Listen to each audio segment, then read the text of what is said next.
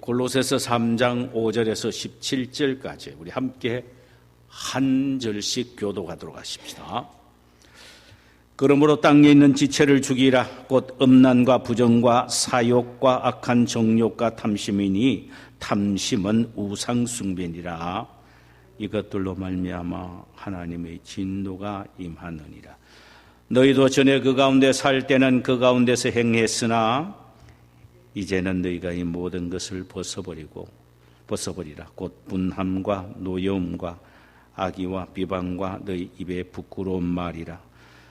너희가 서로 거짓말을 하지 말라. 옛 사람과 그 행위를 벗어버리고 새 사람을 입었으니 이는 자기를 창조하신 이의 형상을 따라 지식에까지 새롭게 하심을 입은 자니라.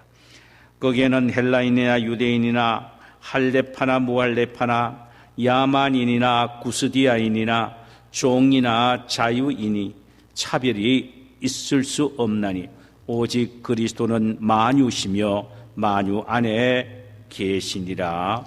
그러므로 너희는 하나님이 택하사 거룩하고 사랑받는 자처럼 긍휼과 자비와 겸손과 온유와 오래 참음을 옷 입고 누가 누구에게 불만이 있기든 서로 용납하여 피차 용서하되 주께서 너희를 용서하신 것 같이 너희도 그리하고 이 모든 것 위에 사랑을 더하라. 이는 온전히 매는 띠니라. 그리스도의 평강이 너희 마음을 주장하게 하라. 너희는 평강을 위하여 한 몸으로 부르심을 입었나니 너희는 또한 감사하는 자가 되라. 그리스도의 마음 말씀이 너희 속에 풍성히 거하여 모든 지혜로 피차 가르치며 권면하고 시와 찬송과 신령한 노래를 부르며 감사하는 마음으로 하나님을 찬양하고 함께 읽읍시다. 또 무엇을 하든지 말에나 일에나 다 주 예수의 이름으로 하고 그를 힘입어 하나님 아버지께 감사하라. 아멘. 아멘. 할렐루야. 우리 주께서 오늘 이 시간 이 말씀을 통하여 우리 모두에게 은혜 주시기를 원합니다. 오늘 우리가 함께 나누고자 하는 말씀의 제목은 바뀌어진 운명입니다. 본문은 골로새서 3장 5절에서 17절 사이입니다. 그리스도인들은 무엇을 믿을까 하는 이 신앙의 문제뿐 아니라 구원받은 하나님의 자녀로서 어떻게 살아야 할 것인가 하는 이 삶의 문제까지도 고민을 하며 중요하게 여겨야 합니다. 오늘 본문에서 사도 바울은 여기에 대해서 말씀하고 있는데 그리스도인들은 예수를 믿기 전의 신분과 예수를 믿고 난 이후의 신분이 완전히 바뀌어져 있기 때문에 이전과 이제의 삶도 전혀 달라야 한다는 것입니다. 즉 운명이 바뀌어졌기에 삶도 변화되어야 한다는 것입니다. 그리스도인의 신분 변화에 대하여 오늘 본문 9절과 10절에서는 이렇게 말씀하고 있습니다. 너희가 서로 거짓말을 하지 말라. 옛 사람과 그 행위를 벗어버리고 새 사람을 입었으니 이는 자기를 창조하신 이의 형상을 따라 지식에까지 새롭게 하심을 입은 자니라. 바울은 이제 우리는 옛 사람과 행위를 벗어버리고 새 사람을 입었다라고 선언을 합니다. 옛 사람이란 타락된 죄성을 지닌 옛 본성을 의미합니다. 타락된 인간 본성. 이게 바로 옛 사람입니다. 새 사람은 예수 그리스도 안에서 거듭난 새로운 본성을 의미합니다. 옛 본성의 특징을 5절, 8절, 9절에서 각각 이렇게 말합니다. 5절. 그러므로 땅에 있는 지체를 죽이라. 땅에 있는 지체. 곧 음란과 부정과 사욕과 악한 정욕과 탐심이니 탐심은 우상 숭배니라. 8절에 이제는 너희가 이 모든 것을 벗어버리라. 곧 분함과 노여움과 악의와 비방과 너희 입의 부끄러운 말이라. 9절, 너희가 서로 거짓말을 하지 말라. 옛 사람과 그 행위를 벗어버리라고 했습니다. 이 죄악들은 크게 두 부류로 나눠서 생각할 수가 있습니다. 하나는 개인적인 죄악이요, 다른 하나는 사회적인 죄악입니다. 개인적인 죄악이란 자기 자신을 더럽게 하고 자신의 영혼에게 큰 해를 끼치는 것들을 말하는데, 이를테는 음란과 부정과 사욕과 악한 정욕과 탐심 등등은 다 자신을 해치는, 자기 자신을 파괴하는 죄악을 말합니다. 사회적인 죄악이라는 것은 다른 사람에게 해를 끼치는 죄악을 말합니다. 그것은 분함과 노여움과 악의와 비방과 부끄러운 말과 거짓말 등입니다. 이것들은 다 다른 사람에게 피해를 주는 죄악들입니다. 자신을 파괴시키고 다른 사람을 파괴시키는 죄악이 바로 옛 본성이 낳는 죄악들입니다. 우리는 여기서 다른 사람에게 큰 해를 주는 옛 사람의 특징의 주범은 말이라는 것입니다. 악의와 비방과 입의 부끄러운 말과 거짓말 등은 모두 다 말로서 다른 사람에게 해를 주고 파괴시키는 죄악들입니다. 자기 자신을 파괴시키는 죄악도 무서운 건데 다른 사람까지도 파괴시키는 죄악이라면 이거는 옛 본성의 죄악이 얼마나 사악한 것인가를 우리에게 알려주고 있습니다.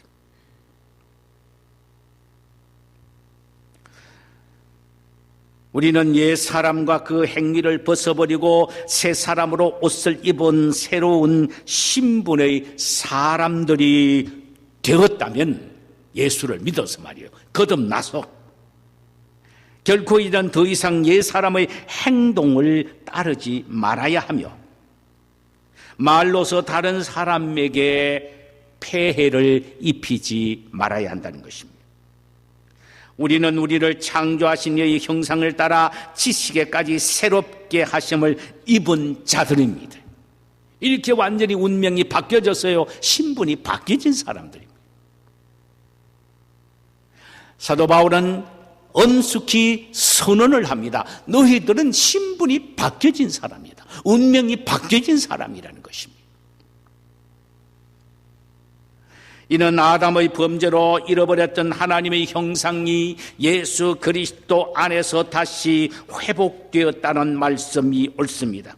그 결과 우리는 예수 그리스도의 모습을 담기 위하여 힘쓰고 하나님의 뜻을 따라서 살려고 노력하는 자가 되었다라는 것입니다. 운명 자체가 바뀌어진 사람들입니다. 더욱더 하나님의 선하시고 기뻐하시고 온전하신 뜻이 무엇인지를 분별하고 아는 자가 되었다라는 말입니다. 이는 우리 모두는 고등한 지식의 소유자가 되었다는 말이지요. 고등한 지식의 소유자가 되었다라는 말을 우리가 다른 말로 표현하면은 완벽하게 운명 자체가 바뀌어진 사람들이 되었는데, 그러면 우리는 어떻게 살아야 할 것인가? 이제는 우리가 바뀌어진 운명의 사람처럼 어떻게 살아야 할 것인가? 여기에 대한 명쾌한 대답은 하나님의 마음을 갖고 살아야 한다는 것입니다. 하나님의 마음을 갖고 살아야 한다는 것입니다. 하나님의 마음이 어떤 것인지에 대하여 12절에서 14절 사이에서 상세하게 설명하고 있습니다. 먼저 12절을 보실까요? 그러므로 너희는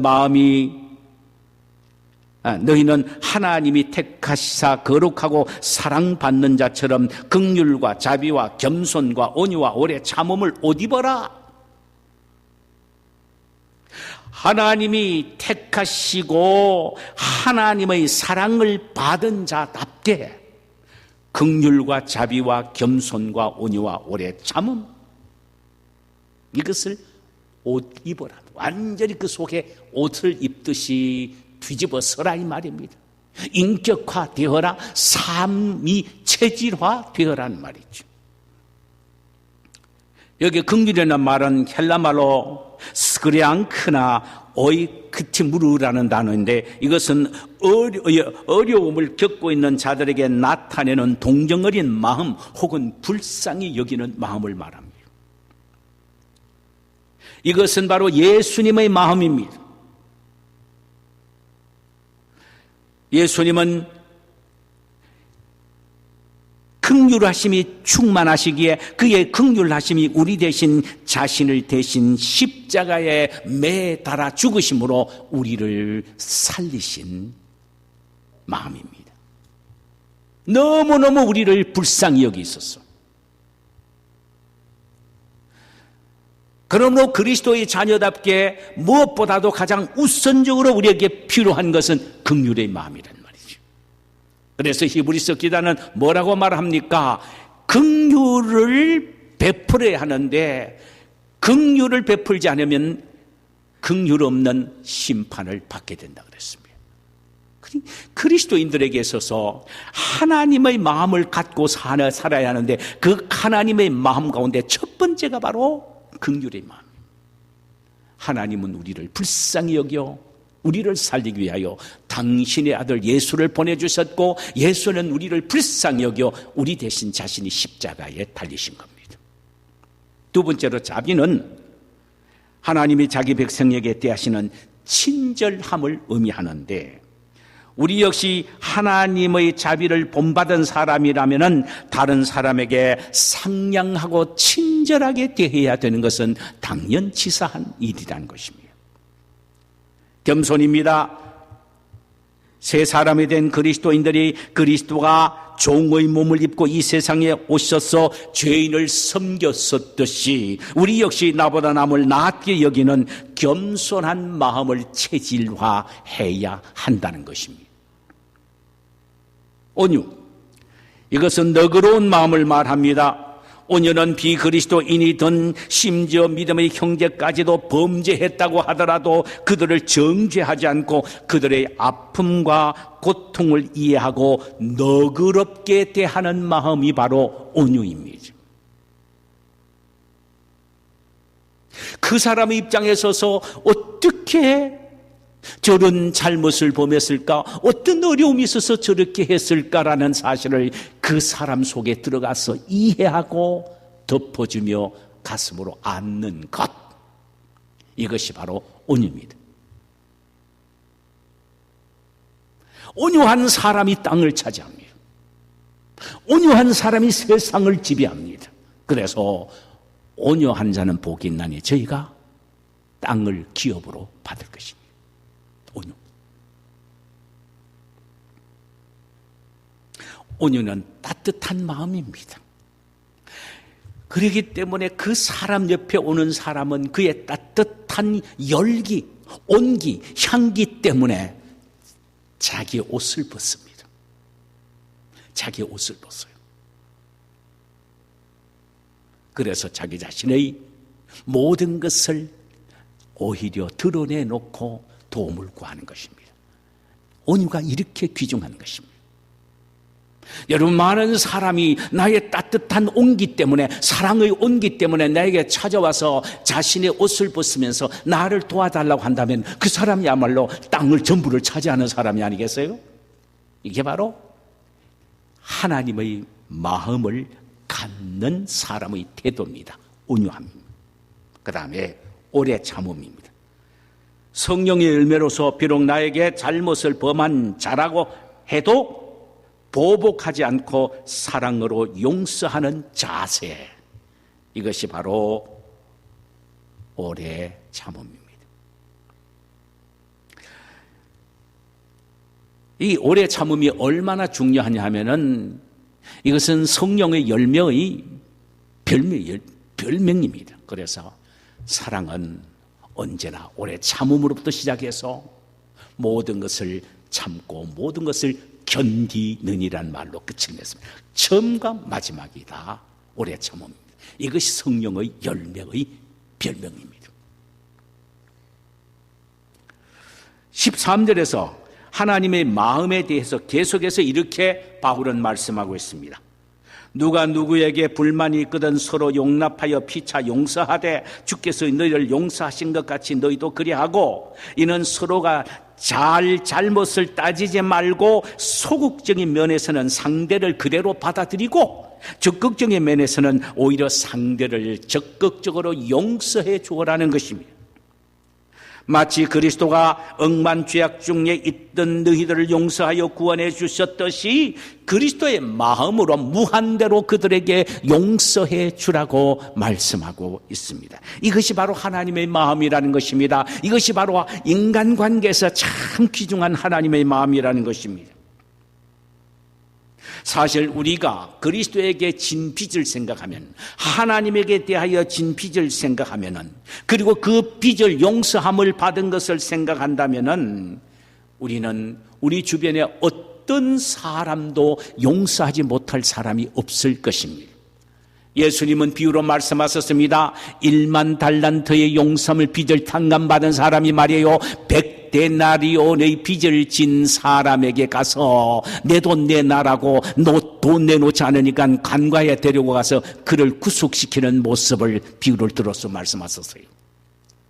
우리 모두는 1만 달란트의 빚을 탕감받은 사람입니다. 그런데 나에게 100데나리온의 빚을 진 사람을 용서하지 못한다는 것은 말이 안 된다는 말이죠. 용서해 주어라.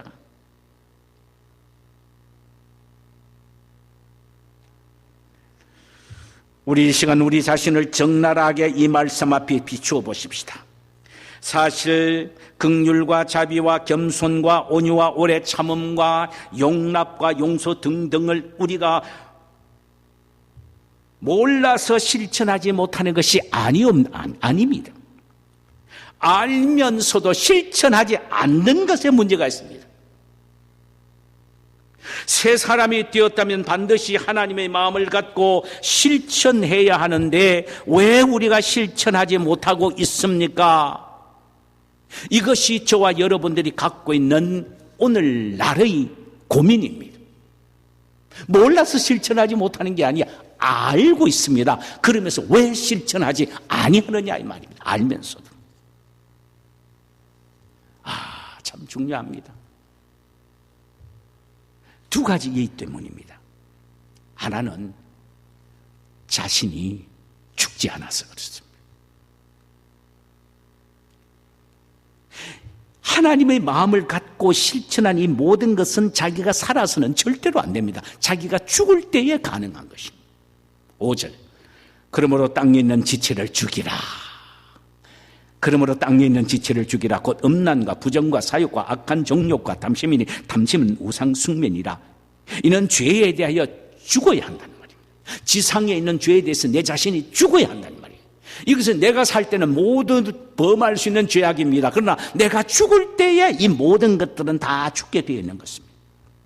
새 사람을 입은 자의 삶은 죄에 대하여 죽은 사람이요 하나님에 대하여 산 사람입니다. 이 말은 죄가 나에게 올 때는 나는 죽었기 때문에 아무리 나를 미혹하고 자극하고 쿡쿡 쑤세도 나는 반응을 나타내지 않는다는 것입니다. 왜? 내 자신이 죽었기 때문입니다. 그러나 하나님에 대해서는 살았습니다. 하나님이 나에게 말씀해서 살짝만 나에게 귀띔만 들려도 바짝 살아서 하나님 어떻게 할까요? 예, 말씀하옵소서. 제가 듣겠나이다. 순종하겠습니다. 이렇게 한다는 것입니다. 그런데 실제로 우리는 오늘날 내가 죽지 않았기 때문에 죄에 대해서는 살았고 하나님에 대해서는 죽었다는 말입니다. 그러니 문제가 달라지는 것이죠. 그러면 우리는 매일매일 내 자신을 죽여달라고 바울처럼 기도해야 합니다. 나는 날마다 죽노라. 날마다 죽노라. 내가 매일 죽어야 합니다. 죽을 때에 죄가 나를 아무리 유혹해도 내가 죽었기 때문에 반응하지 않습니다. 그러나 하나님에 대해서 살았기 때문에 하나님 한 말씀만 하시면 아멘, 주님 말씀하옵소서. 종이 듣겠나이다 라고 하게 된다는 것입니다. 또 하나는 실천할 수 있는 능력이 없어서 그렇습니다.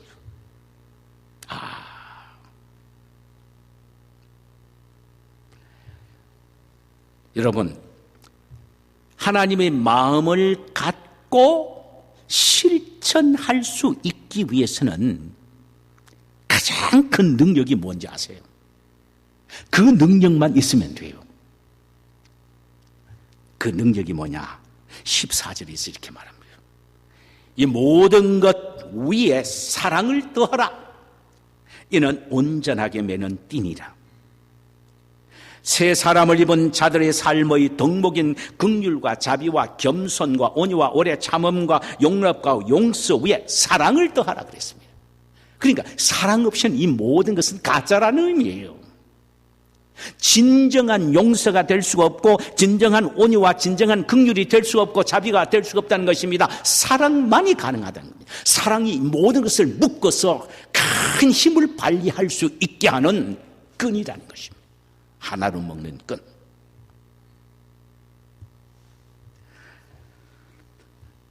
이는 사랑만이 모든 일들을 할 수 있는 능력이 된다는 말씀이며 사랑만이 최고의 덕목이요 사랑만이 그리스도인들이 지켜야 할 모든 계명 중에 가장 큰 계명이 되기 때문이라는 것입니다. 사랑은 율법의 완성이라고 친히 주님은 말씀하셨습니다. 하나님의 사랑은 당신 아들까지도 이 세상에 나를 위하여 십자가에 매달아서 내가 너희들에게 보여줄 사랑은 이것밖에 없다라고 예수님의 십자가의 닮을 통하여 우리에게 사랑을 보여주셨습니다.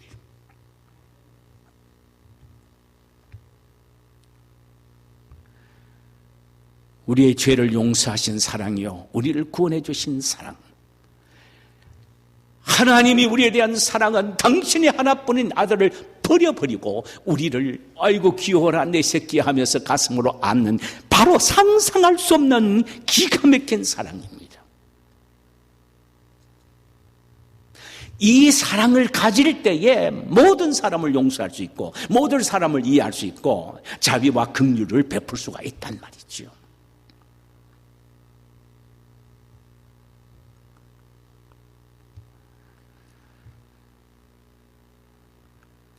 그렇다면 새 사람을 입은 우리라면 하나님의 사랑의 마음을 갖기 위하여 어떻게 해야 됩니까? 자, 결론 부분입니다. 하나님의 사랑을 갖기 위해서 어떻게 해야 합니까? 하나님의 사랑의 극치의 현장인 십자가를 바라보고 또 바라보고 묵상해야 합니다. 다른 것 없습니다. 세상 아무리 바라본다고 해서 되는 게 아니에요. 교회 아무리 열심히 나온다고 해서 되는 게 아니란 말이에요. 성경을 여러 수천 번 읽었다고 해서 되는 게 아니에요. 참으로 주님이 십자가를 끊임없이 바라봐야 합니다. 왜?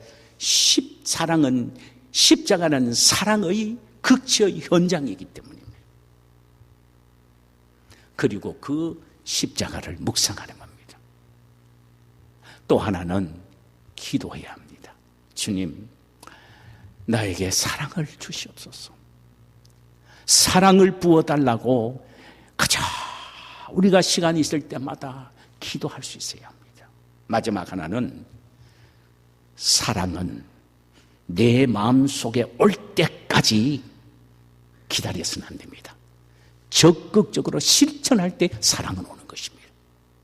실천해야 합니다. 사랑이 가지 않습니까? 억지로라도 사랑을 실천해야 합니다.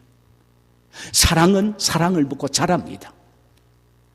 그래서 부부간에 부모 자식 간에 끊임없이 내가 너를 사랑하다 여보 사랑해요 하면서 사랑을 고백해야 될 이유가 여기 있습니다. 사랑을 고백하고 실천하면은 그 다음에 사랑이 점점 팽창되어지는 것입니다. 왜? 사랑은 누룩과 같기 때문입니다. 팽창해집니다.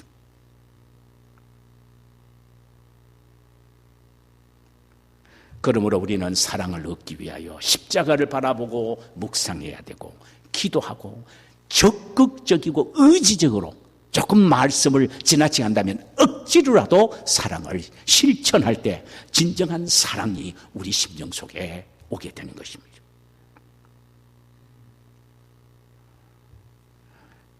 사랑하는 성도 여러분, 우리가 옛 사람을 벗었습니까? 그리고 새 사람을 입었습니까? 그렇다면 우리는 음란과 부정과 사욕과 악한 정욕과 우상 숭배인 탐심 등 땅에 있는 지체를 우리는 죽이기 위하여 힘을 쓰고 또 힘써야 합니다. 긍휼과 자비와 겸손과 온유와 오래 참음과 용납과 용서를 적극적으로 실천하기 위하여 노력해야 합니다. 그러기 위해서는 사랑의 사람이 되어야 합니다. 사랑을 얻기 위해서는 사랑의 원천인 십자가를 끊임없이 바라보고 사랑을 위하여 기도해야 되고, 억지로 사랑을 실천하게 될 때 우리는 운명이 바뀌어진 새 사람처럼 아름다운 하나님의 마음을 우리 삶 속에서 나타내는 참된 그리스도인이 될 수 있을 것입니다. 이런 축복이 우리 모두에게 있기를 주님의 이름으로 축원합니다. 자, 우리 찬송 한 장 부르실까요? 나 주의 믿음 갖고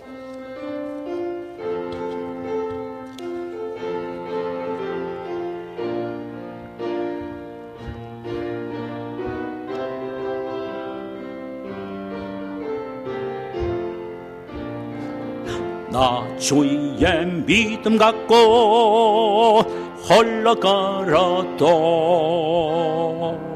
나 주의 믿음 갖고 노래 부르네. 폭풍 구름 몰아치고 하늘 덮어도 나 주의 믿음 갖고 실망치 않네. 주는 내 친구, 진실한 친구, 세상 끝까지 주지하리. 폭풍 구름 몰아쳐고 하늘 덮여도 나 주의 믿음 갖고 실망치 않네. 내 주는 선한 목자, 내 주는 선한 목자, 나를 인도해. 할렐루야. 사망의 골짜기로 다닐지라도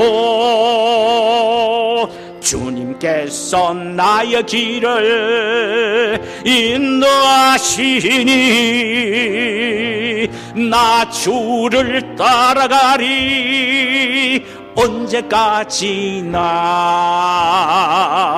주는 내 목자, 선하신 목자, 어디 가든지 죽게 하시네. 주님께서 나의 길을 인도하시니 나 주를 따라가리. 언제까지나 주는 내 목자, 주는 내 목자, 선하신 목자, 어디 가든지 주 함께 하시네. 아멘. 주님께서 나의 길을 인도하시니 나 주를 따르리. 언제까지나